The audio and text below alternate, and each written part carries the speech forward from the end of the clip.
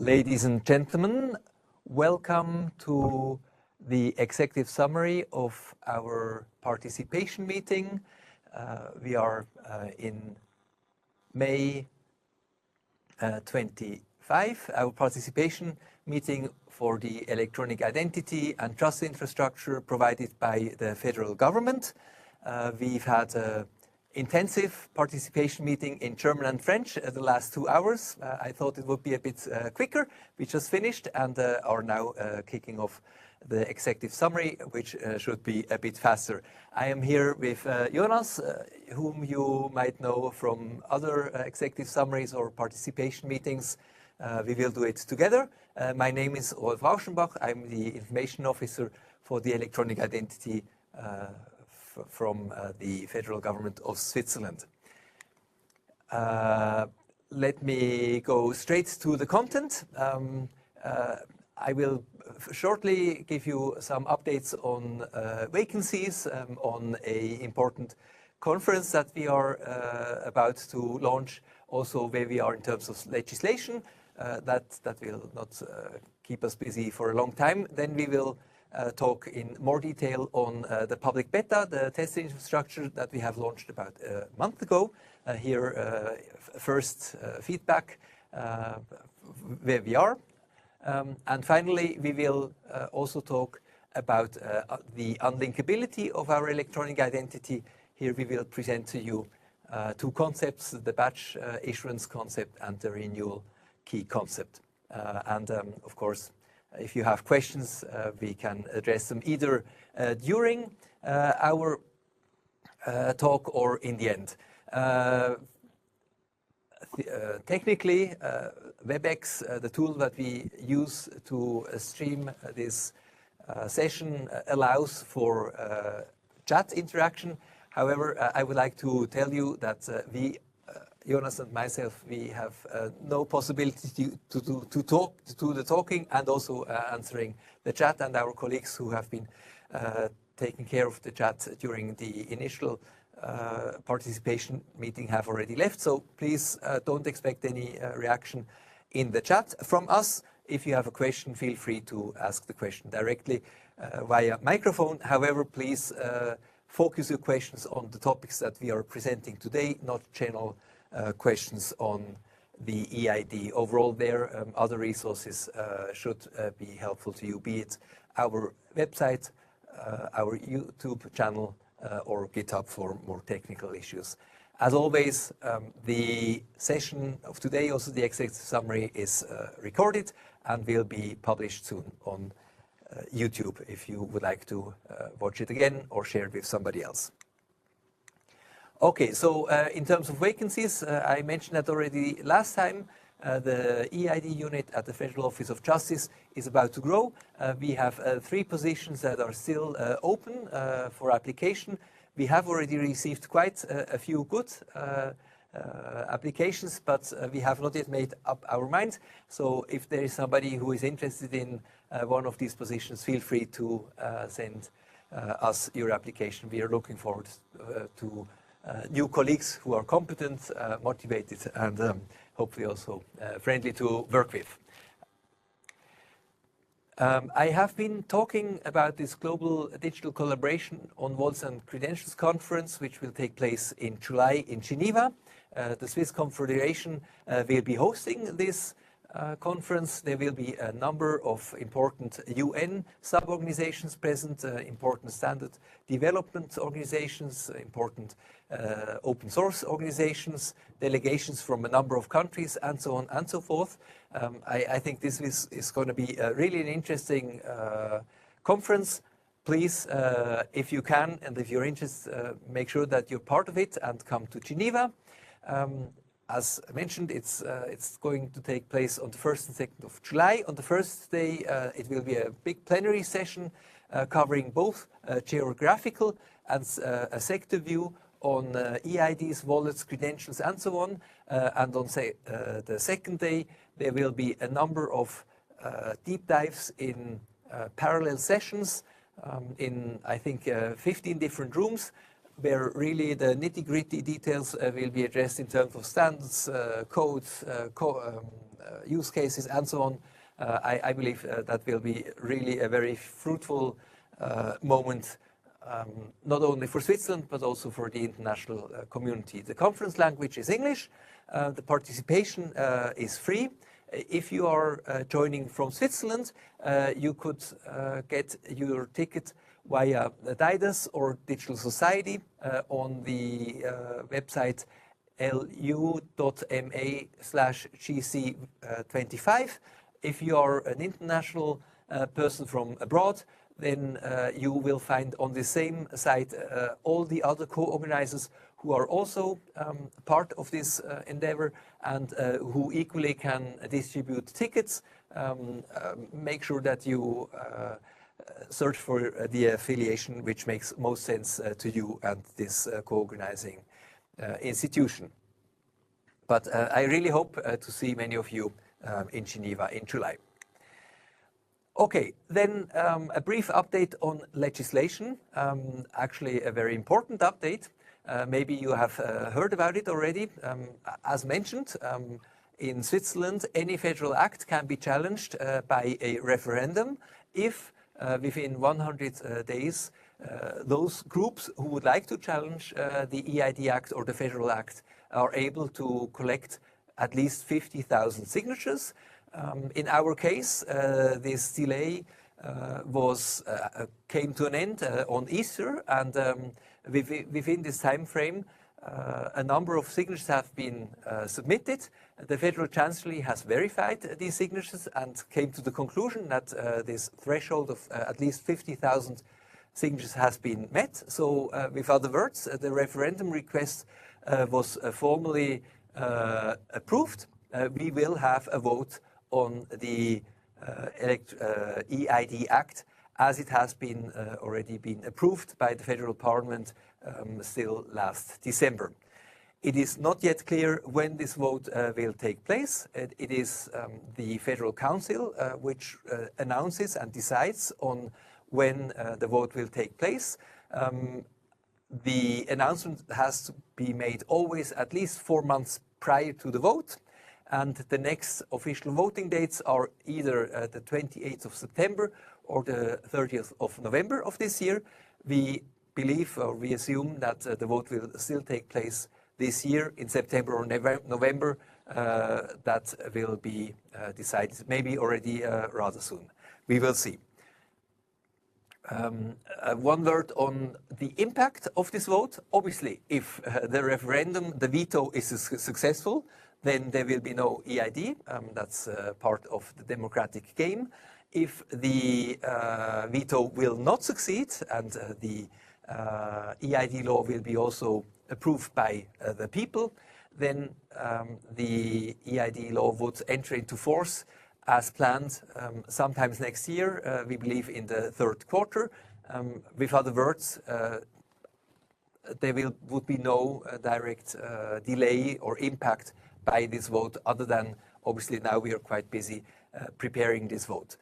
But from application and development point of view, no delay is to be expected. Are there questions so far on the political situation? Maybe for somebody from abroad this is not totally clear, then please just talk into the microphone.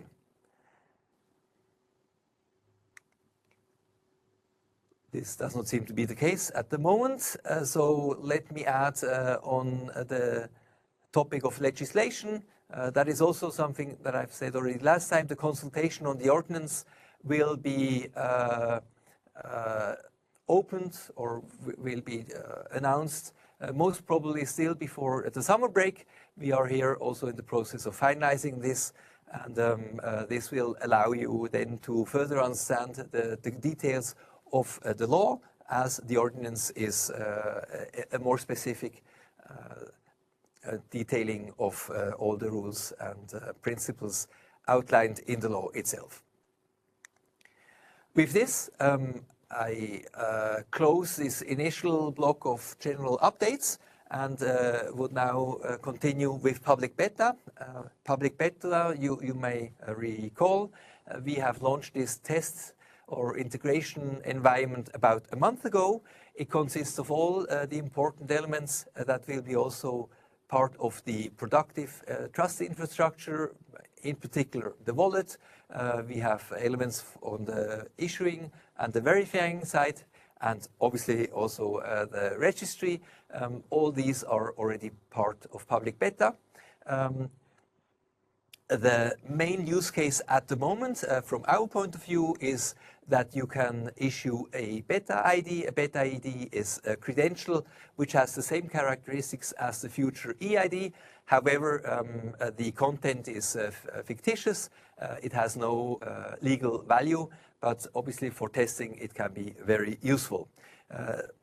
We will hear just in a second a little bit more about other use cases, but that is the basic configuration of this public beta. Now, how has this public beta been used in the first month? There were more than 11,000 downloads of our wallet app, both in the Google Play Store and also in the App Store by Apple. Of these 11,000 people who have downloaded the app, about 9,000 have issued a beta ID into their app. Not everybody, about half of these people have then also triggered a verification link. The actual verification was then made by about 1,500 people, and about 350 revocations have been made. Maybe that was always the same person or not, that we don't know, but at least there were also quite a few successful revocations. So overall, I would say there was quite some interest in this public beta, the app, the beta ID and so on, and I encourage anybody who has not yet tried it to go to the respective app store, download the app and then follow the instructions in it to get a better feel of what we are all talking about. Now, this is on the user side from, let's say, natural person's point of view. Now, when we talk about issuers and verifiers, there I can mention that more than 125 institutions, business partners are on the e-portal. The e-portal is like the initial gate to get into our ecosystem. There are already quite a few active. So far, 16 companies, institutions have followed and finished the overall onboarding process and are also already registered in the trust registry. It is quite understandable that this number at the moment is not yet much higher, because it is quite some work to get there, but we hope that this number obviously will grow in the coming weeks and months considerably. One word on the infrastructure that is operating this whole thing. Here we can say that so far the CPU usage has been rather moderate. Never more than 2% have been actually used. Obviously, our system has been set up for much larger volumes. It is normal that at the moment this infrastructure is not yet used that intensively. Here again, we believe that will increase. A few comments on the activity on GitHub. I think there we have also quite some interesting and positive figures. The generic verifier software has been downloaded more than 450 times. The issuer has been downloaded even about 600 times.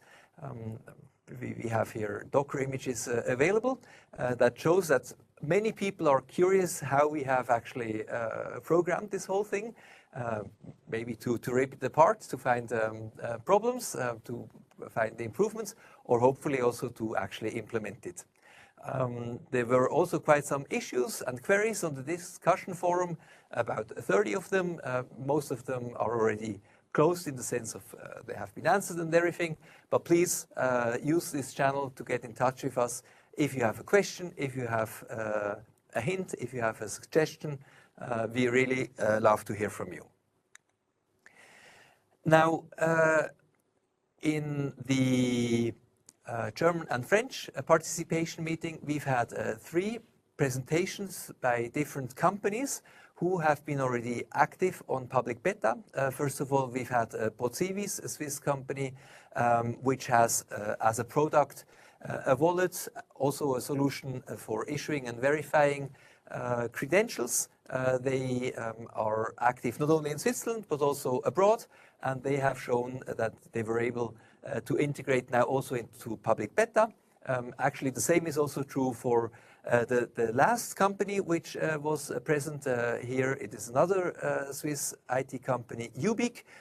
They also have a product with similar functionalities as Procivis, and also they are operating not only in Switzerland but also abroad. Also, they were able to integrate their wallet and their system into the Swiss Trust protocol and the public beta infrastructure. Overall, both companies mentioned, and that is absolutely legitimate, a few issues that we still have to address when it comes to interoperability and integration into these systems. Obviously, the very minor and small details make a big difference.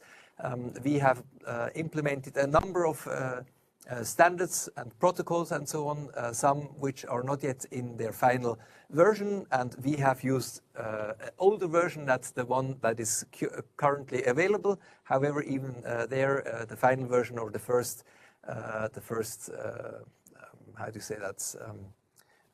The first version 1.0 is not yet available, so everything is still a little bit moving.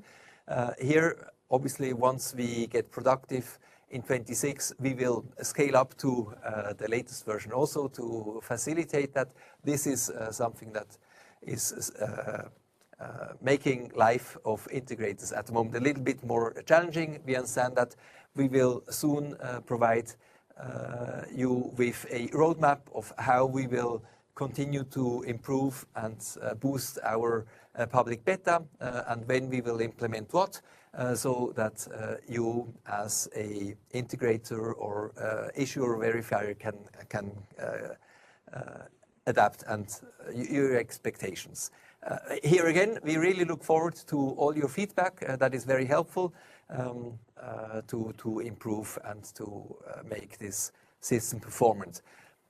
Before I move on, I would also like to mention that there was a third company, Ergon, another Swiss IT company which has been quite active in the last months in the financial sector. They have shown which use cases they're actually working on to implement on public beta. There have been a number. I would keep it here short and refer you to the presentation on GitHub if you would like to get more information on that. But overall, I would say this first feedback by these different companies has shown that public beta is actually something that works, that one can integrate into. It obviously is not yet perfect, but it's absolutely feasible, and that there are also quite a lot of good ideas on how to use public beta, and then in the future the electronic identity and the trust infrastructure overall. Are there questions relating to public beta so far? That doesn't seem to be the case. Then I would now hand over to Jonas. He will first talk about the user testing that we have been doing in the context of public beta, and then on linkability. Jonas. Thank you. Yeah, maybe first short information. I will skip some slides because we don't have enough time, but you can also check the slides on GitHub afterwards, so you can see all the information that are on the slides. So user testing is a topic we've been already doing for quite some time, and of course we'll also do it in the future. In the end, it's for that we test our features that we have in the system with like real users. So really important is that really need to check how the users are like getting the functions, and do they understand how they should use it? Maybe also do they understand if there are warning signs and all these kind of things. And it's really important that we also tested like with different with people of different backgrounds, and also of course with different age groups. So you really have like one person from every group that we have here in Switzerland. So because a lot of the time it's easier for younger people to get these things, because yeah, they just know it, and for older people it's maybe harder, or the other way around, we never know. So yeah, this user testing it's really important. And here we did it with a specific feature of the user trust and data sharing. Yeah, here we checked with the people, like how do they trust the system if there's something green and red, like how do they react to that, and also what is sensible data to them. Do they want to share their phone number with everyone, or maybe just with the government, and all these kind of things. And in the end, we found out that, yeah, like the colors green and red, they're really important. If something is green, most of the users just trust it. We thought it's maybe a little bit less, but it's really, if it's green, they just trust it. And if something is red, they're really alarmed and they check it again if they really want to do it. And yeah, all these insights we get here, it's just one example. We will do it for a lot of more features to not only develop the EID and the system mode, but also that everyone understands it and that they can really use it. And it's not like, yeah, we release it and then, yeah, what can I do with that? I don't understand it. Maybe just to add on that, we have a user on tester pool. If you would like to be part of it, get in touch with us. We would like really to expand this user pool or tester pool so that we cover all possible profiles. And I would also like to mention, at the moment, it is really interesting to be part of it. You can have a big impact. We really listen to you, and we are really trying to improve this wallet and all the other elements as good as possible, so that the user friendliness is a given. Maybe just as an add-on. But let's move on to unlinkability. Yes, thanks. So yeah, next topic is unlinkability. Maybe in general, what is unlinkability? So unlinkability means that you can link different transactions where you used your EID. So if you show it, for example, for buying alcohol, whatever, 2 times, then that the shop is able to link those 2 transactions to you. So in the end, that could lead to profiling with your EID. And there are like 3 types that you can use to do this profiling, or this linkability between the EIDs. So the first one is you can do it by content. Of course, if I share my name and my birth date, probably if I share it again and it's the same, they can be really sure that it's the same person. They can do it with like metadata that is generated during the communication, like the IP address or whatever. And you also have some cryptographic data that you as a user don't really see, but in the background it's there and it's sent. And that's also one thing that you can use to link different transactions together. We already had a blog post on unlinkability on our blog. You can check it out if you want to get some more information on the general topic of unlinkability. Yeah, so please check it out if you don't know what unlinkability means. So yeah, we have the content one. I already explained that. Of course, if I share my content of the EID, the verifier can link it to me. That makes sense. And it's also not, you can't avoid it because you shared your content. It makes sense.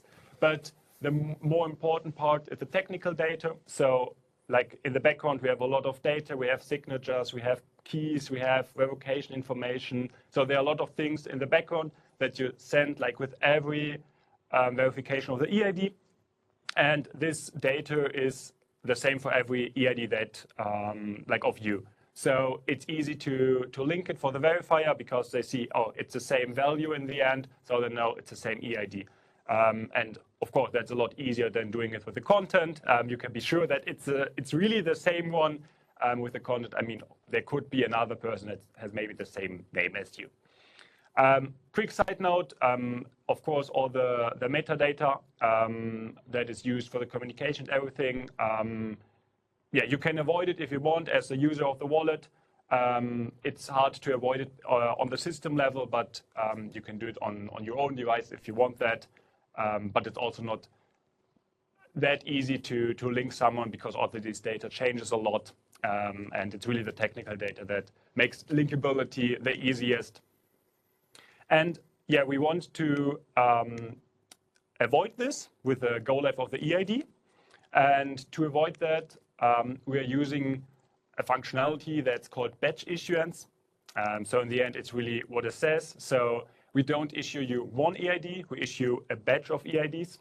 So that means that every time you show your EID, you can use a different EID. And if you have a different EID, of course, with the same content, but the technical data that I just mentioned is different. So you can only do the linkability by content and by metadata, but not long on the technical data. So you would like switch between the EIDs, and after you used one, you would like delete it from your device. And after you used all your EIDs, you would get back to the issuer to get new ones, to get a new batch of EIDs. And because you only use it once, the linkability is not longer there. And yeah, you can show it to the same verifier, but he doesn't know if it's, that it's the same person, except of course if you share a lot of content. But we are talking about the age verification where you just want to show I'm over 18 or whatever. In this case, it's really important. Of course, if you share content, it's not that important. So yeah, here we have some key points. I won't mention everything. But yeah, in the end, it's yeah, you have probably 25 EIDs per batch on your device. You would cycle through it, and then if there are around 2 ones left, then you would go back to the issuer to get new ones. So it's really a one-time use. Of course, if there is an error or whatever, maybe they are used twice because you don't have internet for a longer time or whatever. But in general, that should be how it works. And also on revocation, there are some measures to also avoid that, because if I would revoke like all 25 EIDs at once, then you could maybe still know that it's the same one. There are also measures there to avoid that and to like create a herd revocation. Yeah, to make it not that easy to also check it with the revocation data. So now we have the problem, or not the problem, but the challenge that if you used all your EIDs, how you get new ones. Because if you get like your first batch of EIDs, then you would do the whole onboarding process to get an EID. So you will do, either you will go to a PAS office, or you would do the online verification where you need to show that you're really you, where you need to show your ID, you need to show your face and all these kind of things. But we want to avoid that, because if you then used your whole batch and you want to get a new one, it's not that great if you need to do everything again.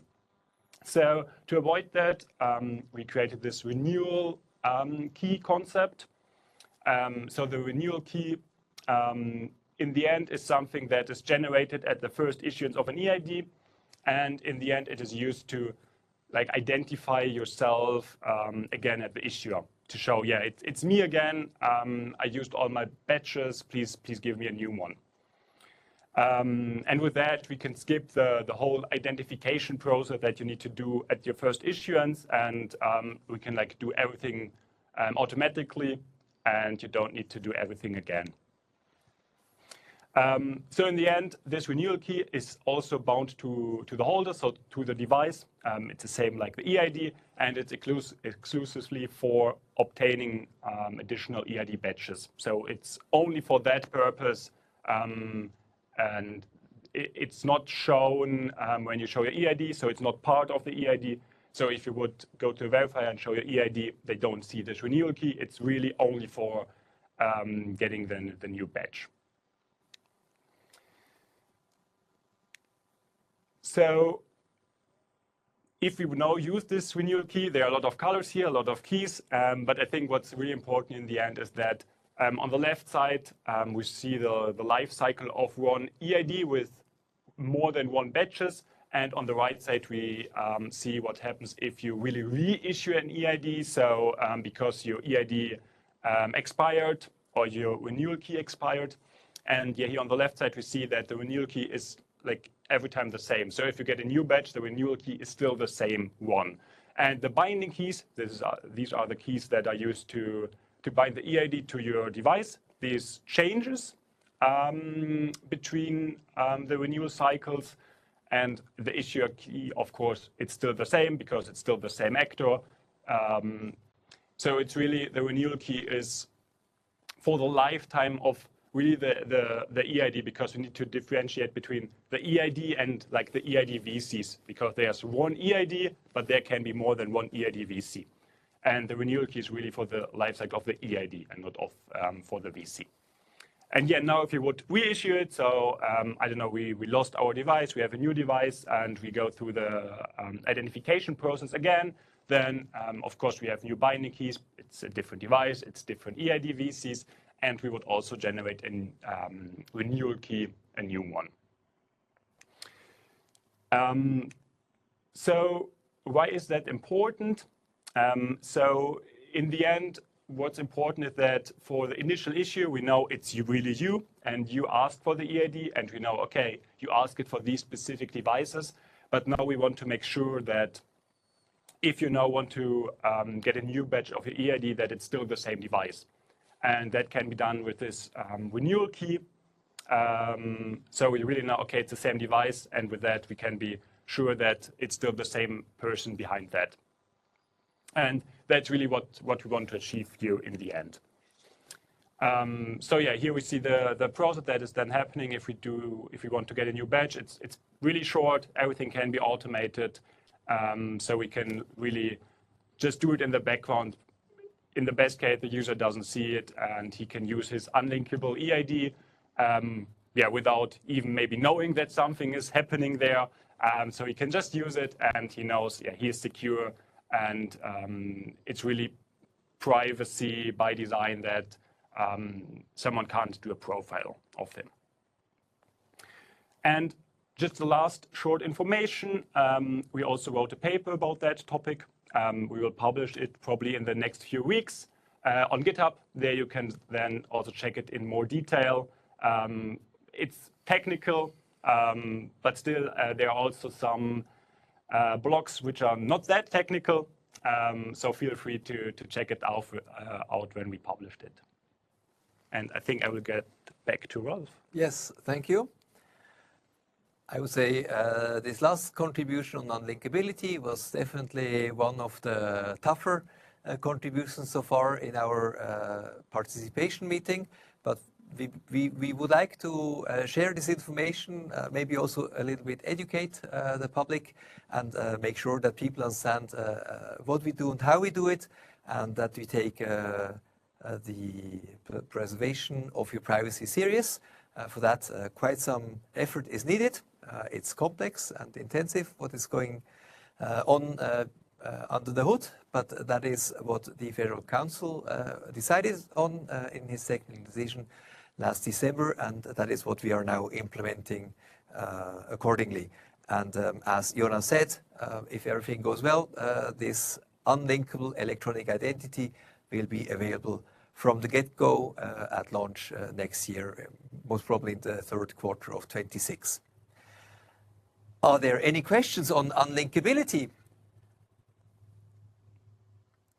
We know that some other countries, for example, Germany, is working on a similar concept. Their renewal procedure is a bit different, but that has good reasons for their setup. Are there any questions? It doesn't seem to be the case. Let us know on GitHub or via email if there's anything that you would like to know better, or if you have a suggestion. As everything, this is the current proposal and work in progress. Okay, with that, I would like to open the mic for questions in general, be it on the topics we have just addressed or anything else. We have still a little bit of time.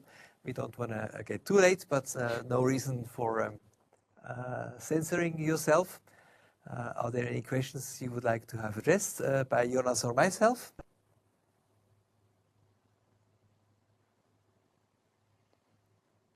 Just jump in. In order to not have an awkward silence, I continue, but if there's something, just jump in.